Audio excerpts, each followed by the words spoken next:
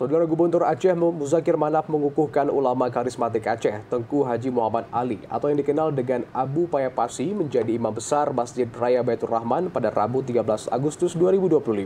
Penunjukan Abu Payapasi menggantikan Profesor Tengku Haji Azman Ismail dilakukan untuk memperkuat kebersamaan dan persatuan di kalangan ulama.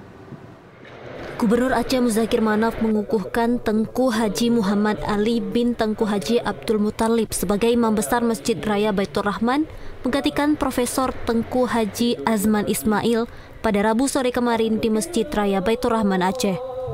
Gubernur Aceh menyampaikan pergantian imam besar Masjid Raya Baitur Rahman merupakan bagian dari tradisi di lingkungan masjid dan menjadi momen penting dalam menjaga kebersamaan dan persatuan kalangan ulama di Aceh. Penunjukan ini didasarkan pada keyakinan bahwa Abu Payapasi merupakan ulama karismatik dan mampu mempersatukan para ulama di Aceh. Gubernur juga menegaskan tujuan utama penunjukan Abu Payapasi sebagai imam besar Masjid Raya Baitur Rahman untuk memperkuat kebersamaan dan persatuan para ulama.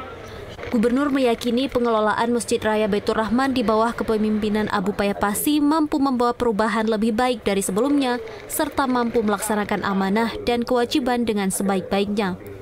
Muzakir Manaf menyebutkan peran Masjid Raya Baitur Rahman dalam kehidupan masyarakat Aceh sangat besar.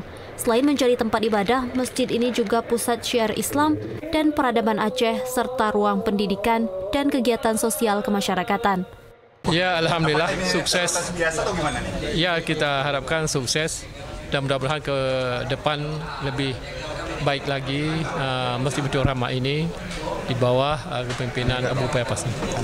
Apa yang diharapkan dari imam masjid besar yang baru ini? Kebersamaan, kesatuan. Itu harapkan. Kebersamaan semua ulama.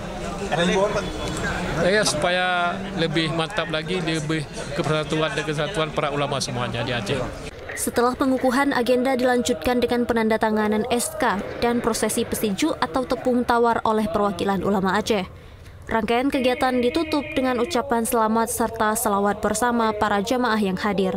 Dari Banda Aceh, Teguh Ferry, TVRI Aceh melaporkan.